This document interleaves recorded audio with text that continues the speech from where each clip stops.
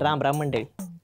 अख्खा महाराष्ट्र फिरून आलो आणि घरी आल्यावर आमची जरा कॉमन वुमन जरा किटकिट करायला लागली. कारण मी सगळा महाराष्ट्र फिरलो आणि ही म्हणते आल्यापासून मला घेऊन चला, मला घेऊन चला. मला भेटायचं का तिला? हां भेटायचं ना, बोलवतो. अगे ये, ऐकतीस का? काय तुला खरंच यायचं आहे का? काय मराठीत सांगितलेलं कळत नाही, इंग्लिशमध्ये सांगू? अगं हो हो, जरा दम धीर. बरं एक काम कर, आता पाठदिशी बॅग भर, आपल्याला जायचं आहे पुण्याला. येणार का पुण्याला? येते की. येणार ना? पण ऐक, तिथं गेल्यावर आपल्याला सामान्य माणसाच्या अडीअडचणी जाणून घ्यायच्या आहेत, त्या समस्या जाणून घ्यायच्या आहेत त्या. कारण तू आहे कॉमन वुमन आणि मी आहे कॉमन मॅन. मग जायचं का पुण्याला? जाऊ की. चल पुण्याला ये. कसं वाटतंय पुण्यात? छान आहे, छान आहे. नाही कधी आलता का पुण्यात? हो अगदीच आले. कवा कवा? इतकं फिरले नाहीये मी कधी. बर, शनिवार वाडा दाखवणार आहे तुम्हाला मी. अरे वा, मी शनिवार वाडा कधीच नाही पाहिला पुण्यात येऊनही. आणखी पण शनिवार वाड्याचं महत्व माहिती आहे का? नाही. बाजीराव पेशवे इथं राहिले ते. हो अच्छा हो. त्यांनी बांधलेलं आहे. ऐतिहासिक महत्व आहे याला लय. ती जरा दाखवूया.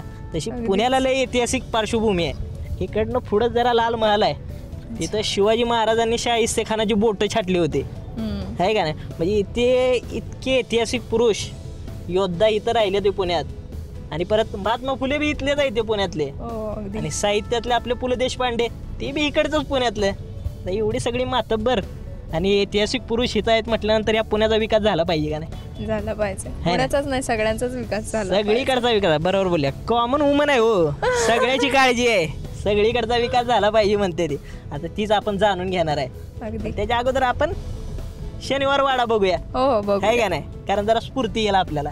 चला या.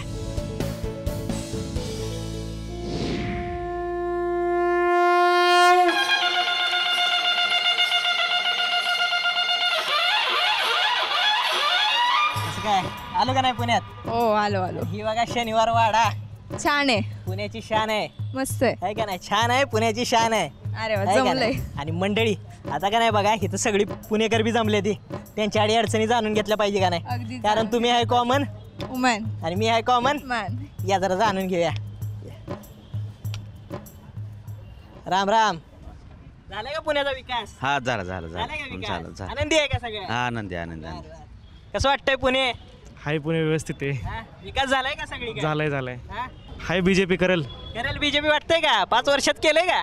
या आत्ता केलं नसेल तरी करतील पुढच्या ह्याच्यात. पुढच्या 5 वर्षात करतील म्हणजे अजून अपेक्षा आहे त्या. आहेत करू करतील वाटतंय का? करतील. बर. तुम्हाला काय वाटतंय? करतील प्रयत्न, हा. पण अजून एक चान्स दिला पाहिजे त्यांना. अजून एक चान्स दिला पाहिजे. बरोबर. कसा वाटला मग शनिवार वाडा? छान आहे, छान आहे. तिथं आपण कशी प्रश्न विचारले लोकांना, हो, अडचणी अगदी. जाणून घेतल्या. अगदीच अगदी. तशीच बघा इथं बी जमले ते. हो थांबा, मी विचारते आधी कोणाला तरी. हो अगदी अगदी. इकडे महिला मंडळ. काकू, पण तुम्हाला विचारायचंय सरकारकडून अजून तुमच्या काय अपेक्षा? साधारण 21 ते म्हणजे 21च्या पुढची जी सुशिक्षित आहेत, ग्रॅज्युएट आहेत, ती बरीचशी मुलं रिक्षा चालवतात, टपरीवरती काम करतात. ते वाईट वाटतं ऐकून बघून. ते असं आपल्याला किंवा त्यांच्या कलेचं, त्यांच्या एज्युकेशनचा उपयोग होत नाही. पण आता मला एक सांगा, अजून एक महत्वाचं. घरी का नाही तू चुलीवर करते जेवण, गॅसवर जेवण करते, तसे गॅसचे बी दर वाढलेले असते. हो अगदी. वाढलेले आहेत. ते म्हणतात ना की आपण आता इतके 900 एका ह्याचा दर आहे आणि आपले बँकेत जमा होतात ते, पण तसं नाहीये. तर त्यांनी आम्हाला जे डायरेक्ट सिलेंडरचे भाव आहेत तेच सांगावे आणि खोटे आश्वासन असं देऊ नये. सिलेंडरवाला रेग्युलर येत नाही तर खूप अडचणी येतात मग घरात की सिलेंडर डायल करा, 2 नंबर डायल करा. आपण सुशिक्षित असतात त्यांना कळतं, पण जे अडाणी असतील त्यांना काहीच कळत नाही ना. 1 नंबर काय, 2 नंबर काय बुकिंगला. बऱ्याच लोकांना हे कळत नाही. आणि शेतकऱ्यांना हमी भाव मिळालाच पाहिजे, कारण आत्महत्या खूपच होत आहेत. महिला सुरक्षित व्हायला पाहिजे. ग्रामीण असो किंवा शहरी असो, महिला सुरक्षित नाहीये, त्यांच्यावर खूप अत्याचार होतात. काय होतो, काय बदल व्हायला पाहिजे? होतीये, बलात्कार होतात आहे. की क्लासला कसं जायचं, मग 10 वाजता वगैरे क्लास सुटणार असेल तर पप्पांना वगैरे बोलवावं लागतं, खाली मुलं वगैरे थांबतात. मग थोडीशी भीती वाटते की पाठलाग वगैरे करतील, म्हणजे एकटी क्लासला रात्रीचं 10ला सुट. म्हणजे याचा बदल आपल्याकडेच व्हायला पाहिजे. मुलांनी नीट वागलं तरच. पण थोडक्यात महत्वाचं असं आहे, इकडं बघा, मुद्दा असा आहे की प्रत्येकाला फ्रीली वातावरण पाहिजे, महिलांनी सुरक्षित घरी यायला पाहिजे, रात्री किती बी वाजू द्या. खरं आहे. पहिली गोष्ट ही बाहेरून आलेली मुलं आहेत, ती आपली महाराष्ट्रातली मुलं असं करत नाही, हे माझं म्हणजे मी स्वतः सांगते. आता ह्या ठिकाणी का नाही तरुण मंडळी बी आहे, ते ह्यांच्या बी अडीअडचणी जाणून घेतल्या पाहिजे. प्रश्न आहे त्या काय काय समस्या आहेत हो तरुण मंडळीच्या? सगळ्यात मोठी समस्या अशी की बेरोजगारी. सगळ्यात जास्त जेवढे आहे तेवढे इंजिनियर आहे, सगळे एज्युकेटेड झालेले, पण नोकऱ्या आज नाही आहे. जे आश्वासन तुम्ही सत्तेत आलेले 2014 आम्ही सगळ्यांना नोकऱ्या देऊ, बेरोजगार देऊ, आज ते कुठे त्याची संख्या अजून वाढलेली बेरोजगारांची. जी 2014 तुम्ही जेव्हा सत्तेत आले तेव्हा 2 कोटी रोजगार आणि की शिक्षणाचा दर्जा वाढू. आज जगातल्या 500 विद्यापीठांमध्ये भारतातले एक सुद्धा विद्यापीठ नाही आहे गेल्या 5 वर्षात. आणि 2 कोटी जे रोजगारांचं तुम्ही आश्वासन दिलं होतं, आज त्याचं काय झालं? म्हणजे ही परिस्थिती काय? पुण्याला शिक्षणाचं माहेरघर म्हणतात, दोघांसाठी प्रश्न आहे, तर इथे स्किल डेव्हलपमेंट होते का? नाही होत. होते, पण काय होतं की कोर्सेस वगैरे जे असतात ते कॉस्टली असतात. सो असं बऱ्यापैकी सगळ्यांनाच ऑपॉर्च्युनिटी भेटते असं नाही आहे. सो जे गरीब असतात ते त्यांना ते स्किल डेव्हलपमेंटचा फायदा भेटत नाही. की ही जी एकाधिकारशाहीपणाची भावना गेल्या 5 वर्षामध्ये वाढीस लागली आहे, ती इतर काळामध्ये आघाडी सरकारामध्ये कधीच नव्हती. कारण एका व्यक्तीच्या डोक्यापेक्षा 100 व्यक्तींचं डोकं हे अधिक चालतं. जर आघाडीचं सरकार त्या काळी असतं तर नोटबंदीचा निर्णय झाला नसता, GSTचा निर्णय झाला नसता. असे अनेक निर्णय जर आम्हाला घडवून आणायचे असतील तर तुम्ही म्हणाल त्याला कडबुळ्यांचं, पण आघाडीचं सरकार येणं गरजेचं आहे. त्याचवेळी आज उस्मानाबाद औसामध्ये सभा होते, तिथे पंतप्रधान येतात, मराठवाड्यामध्ये येऊन ते एकही मुद्दा दुष्काळाचा घेत नाहीत. मला तुम्हाला विचारायचं की पुण्यात आणखी काय समस्या तुम्हाला आढळतात? पाण्याची खूप मोठी समस्या आहे आणि ट्रॅफिक आणि कचरा निर्मूलन. कचरा निर्मूलन तुम्हीच रस्त्यावरती कचरा टाकता, मग तुम्हीच तो नाही. सोय जर गाडी वगैरे नाही आली तर मग काय पर्याय, ते रस्त्यावरच टाकतात ना. त्याच्या ज्या गाड्या वगैरे असतात कचऱ्याच्या त्या वेळेवर यांच्यापर्यंत पोहोचलं तर टाकणारच नाहीत ना. पाणी पडतंय, पाऊस येतोय, पण समप्रमाणात वाटप नाहीये, त्याच्यामुळे पाण्याचा प्रॉब्लेम आहे. म्हणजे शहरी भागामध्ये 2-2 वेळा, स्लम एरियामध्ये 24 तास पाणी असतं आणि जे बंगलोवाले आहेत त्यांना 1 तास अर्धा तास पाणी मिळतं. पाण्याचं समान वाटप झालं पाहिजे म्हणते ते. हे पुण्यामध्ये BJPचं सरकार आहे. BJPचं सरकार आल्यापासून पुण्यामध्ये मेट्रो आली. जे फक्त आपण इथून मागच्या काळामध्ये ऐकत होतो की पुण्यामध्ये मेट्रो येणार आहे, तर मेट्रोचं काम तुम्ही संपूर्ण शहरभरात बघत असाल की अक्षरशः म्हणजे अगदी जलद गतीने काम चालू आहे. पिलरचं काम म्हणजे पिलर पण टाकून झालेले आहेत. मी माझ्या भागामध्ये आत्तापर्यंत 400 महिलांना उज्ज्वला गॅस योजनेचा लाभ करून दिलेला आहे. उज्ज्वला गॅस योजनेचा काय लाभ, काय लाभ असतो? लाभ म्हणजे त्यांना आपण 100 रुपयाचं रजिस्ट्रेशनचे फक्त फॉर्मचे पैसे घेतो आणि त्यांचा जातीचा दाखला हे ते सगळे डॉक्युमेंट असतील तर त्यांना आपण फ्रीमध्ये गॅस कनेक्शन देतो. सबसिडी त्यांची नंतरनं बँकेमध्ये जमा होते. आणि सिलेंडर मग कसा महिन्याला? सिलेंडर असं रेग्युलर ज्या माणसांना भेटतो तसंच. किती भाव? आता काहीतरी 780 790 असं चाललंय. त्याच भावाने त्यांना सामान्य माणसाला परवडते. त्या सामान्य माणसाला म्हणजे जो सामान्यांना रेट आहे त्याच माणसांना त्याच पद्धतीने देतात ना. परवडते का? 400चा सिलेंडर 800ला झाल्यावर कसा परवडेल ना? 5 वर्षात एवढे भाव वाढले. हा प्रकार आहे. जो आता मिळतात तेवढेच द्या तुम्ही, नंतर मागणं खाऊन ते काय अर्थ आहे? होणार कधी सबसिडी जमा?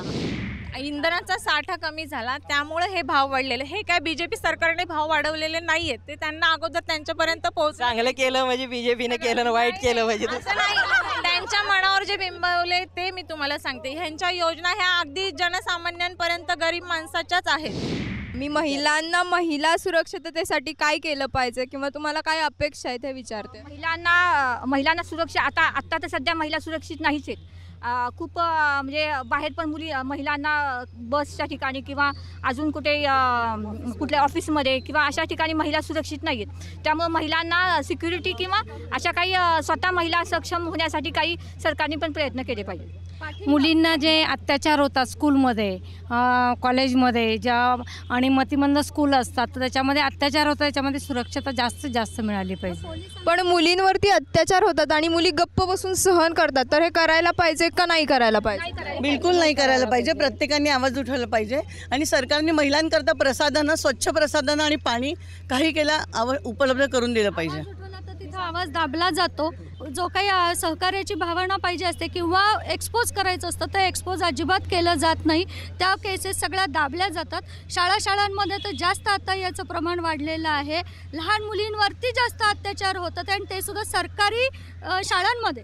झडपी शाळा असू देत किंवा अशा शाळा की त्याच्यामध्ये उलट जास्त अनाथ आश्रमांच्या मुलींच्या बाबतीत तर सगळ्यात जास्त हा प्रकार घडताना आम्ही स्वतः पाहिलेला आहे. पण त्याच्यावर आवाज उठवायचा म्हणला तर ती केस पूर्ण दाबली जाते. मुलीला वाचवा आणि मुलींना शिकवा हे धोरण अंमलात येतंय का? हो येते ना, येते कमी प्रमाणात येतं. मानसिकता बदलली लोकांची खूप. आता काय मानसिकता आहे? मुलींच्या शिक्षणाला महत्त्व देत आहेत आणि मुलींच्या शिक्षणासाठी प्रयत्न खूप करतायत. पण शिक्षण होतंय मुलींचं, पण त्या शिकल्यानंतर बेरोजगारच राहतात. ते तर मुलांना म्हणजे शिक्षण झाल्यानंतर रोजगार मिळावा महिलांना आणि मुलींनाही आणि मुलांनाही. ज्या सरकारी शाळा बंद करायचा निर्णय घेतला पूर्ण चुकीचा आहे. सरकारी शाळा ह्या चालू राहिल्या पाहिजेत, कारण त्या कमी नाही मला तर वाटतं फुकटच जिल्हा परिषदेच्या शाळेत फुकटच मुलांना शिक्षण मिळतं. तर त्या शाळा बंद न होता त्या शाळा चालू झाल्या पाहिजेत. आणि दुसरी गोष्ट म्हणजे डान्स बार, जे डान्स बार सरकारने आता चालू केले ते पूर्णतः चुकीचा निर्णय आहे. तुम्ही सरकारी शाळा बंद करताय आणि डान्स बार चालू करताय, काय आहे? तर मंडळी तिथं महिलांना विचारलंय, आता तरुण मंडळी बी आहे तिथे, या जरा विचारूया. पण मला सांगा, सरकार म्हणलं होतं 2 कोटी रोजगार वर्षाला, मिळाला का रोजगार? प्रत्येक गोष्ट राफेलचा मुद्दा, विकासाच्या मुद्द्यावर बोलतायत का? हे भाषणात काय म्हणताय?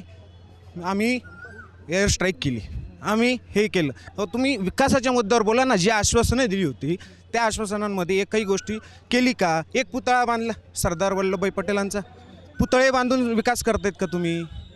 थोडक्यात सरकार मुद्द्यावर बोलत नाही, भावनिक करण्याची गरज काय? आम्ही तरुण एवढे एकदा माणूस वेडं होतं, आम्हाला 5 वर्षात त्यांनी एकदा वेडं केलं, आता सगळे सुधारले आहेत, सगळ्यांना कळतंय. तर मुळात ही कन्सेप्टच चुकीची आहे की आम्हाला पर्याय नाही, हा पर्याय नाही, तो पर्याय नाही. सचिन गेल्यानंतर पण भारतीय संघ पुढे खेळलाच ना आणि अजून चांगलं खेळतोय ना. मुळात ही गोष्ट चुकीची आहे की आम्हाला पर्याय नाही, असं नाही तसं नाही. आणि जर 56 इंच छाती जर क्रायटेरिया असता तर इथं जी बाउन्सर वगैरे किंवा जिममध्ये जाणारी सगळी पंतप्रधान झाली असती. मुळात असा प्रश्न आहे की हे चुकीचं आहे. येणारा पंतप्रधान हा आम्हाला युवकांना बघणारा आणि या देशाचा जो पोशिंदा आहे शेतकरी ह्याला पोचणारा असावा. आम्हाला बिझनेस करायचा आम्हाला माहीत आहे, फक्त आमचा जो म्हणजे आमची शेती आणि आमची नोकरी हे आता आम्हाला महत्त्वाचं आहे. बिझनेस धंद्यामध्ये किंवा बिझनेस क्षेत्रामध्ये आपला भारत अग्रेसर आहे. फक्त आता असं झालं आहे की ह्या बिझनेस ह्याच्यामुळं भारतीय युवकाला नोकरी हा मोठं संकट वाटायला लागलं आहे. ऐकल्या का समस्या? हो ऐकल्या. लयच अडचणीच्या आहेत त्या. अगदीच. बरं, पण त्या सुटणाऱ्या आहेत त्या. हो, पण ते सुटण्यासाठी सगळ्यांनी आपला हक्क आहे जो मतदानाचा ते मतदान केलं पाहिजे. थोडक्यात सगळ्यांनी मतदान केलं पाहिजे. तर मंडळी सगळ्यांनी मतदान केलंच पाहिजे, म्हणजे सामान्य माणसाच्या समस्या सुटणार आहे त्या, आहे का नाही? चला या.